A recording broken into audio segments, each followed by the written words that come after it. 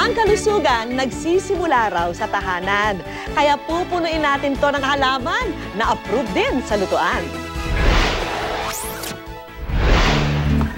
Pagdating sa pag-maintain ng tahanan, kalinisan at kaayusan ang kailangan. Pero kung gusto nyo itong bigyang buhay, ang solusyon, mga halamang pandekorasyon. Alam nyo ba na ang mga berdeng beauty na ito hindi lang masarap tingnan, approved din ang mga ito sa kalusugan. Ang magtuturo sa atin ng pagpapaganda ng ating home sweet home, si Ariel Templo ng Hardin Ornamental Plants. For our receiving area, dapat good vibes agad ang bumubulaga.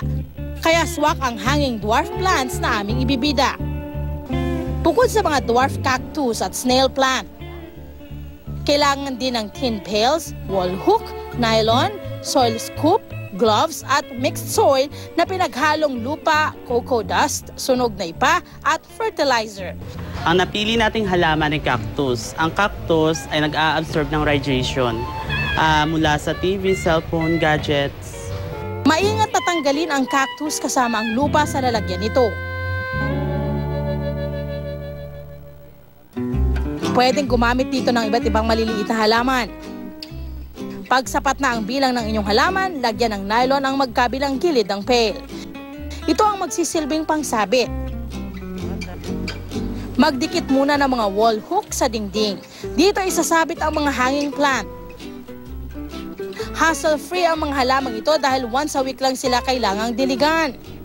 Ang indoor air pollution ngayon mababawasan na dahil sa fresh oxygen mula sa sinabit nating mga cactus. Goodbye air contaminants din galing sa mga sigarilyo thanks to our snail plant.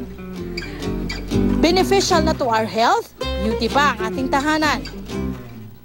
Sa kusina, madalas gusto natin ay fresh na ingredients.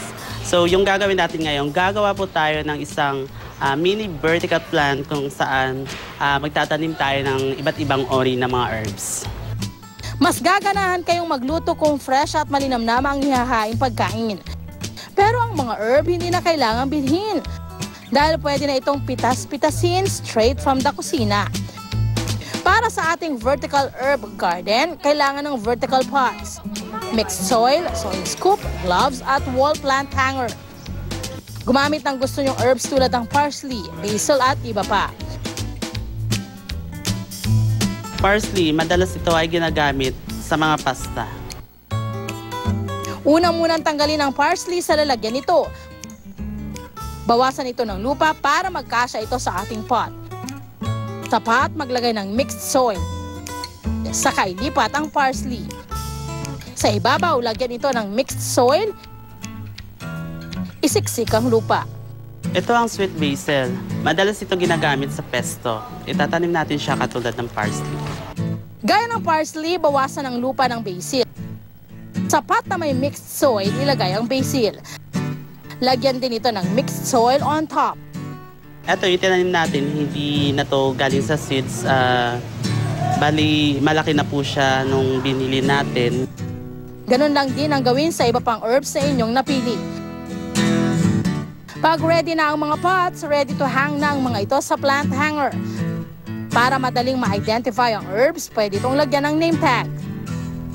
Para hindi mamatay ang herbs, paarawan lang ito every other day.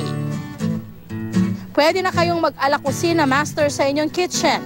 Sa dami ng herbs na mapagpipilian, happy at masarap ang kainan.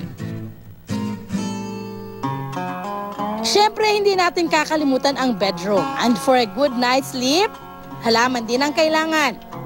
I-ready na ang vertical pot, soil scoop, mixed soil, gloves, at half vertical wall plant. Sa kwarto, perfect daw ang indoor flower na anthurium. Una, kung makapal naman yung halaman, pwede natin hatiin. Sa paghati ng halaman, siguraduhin hindi masisira ang mga ugat nito. Ilipat na ito sa vertical pot na may mixed soil. Lagyan din ang ibabaw nito at isiksik ang lupa. Ganun lang kadali at pwede na itong isabit. At dahil nagbibigay ito ng oxygen, mas mahimbing ang inyong tulog. Pwede rin magsabit ng spider plant na nagtatanggal naman ng carbon monoxide, ang toxic gas na ibinubuga ng mga sasakyan. Dahil mapapasarap ang iyong tulog, sure na kayo'y blooming sa inyong paggising. Para fresh smelling ang palikuran, kailangan din nito ang mga halaman. Ilabas na ang mga halamang bacularis at aloe vera. I-ready rin ang gloves, scoop soil, mixed soil at plastic containers.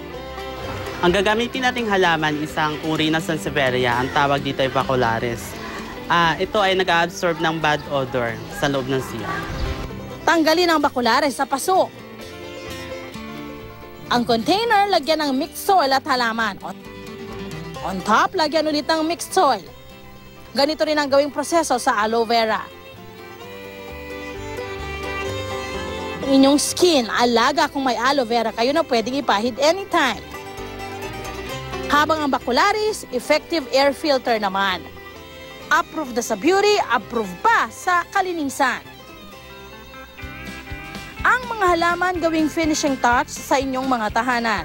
Kakaiba na ang ganda, nakatutulong pa ang mga ito, hindi lang sa kalusugan, kundi pati na rin sa kalikasan.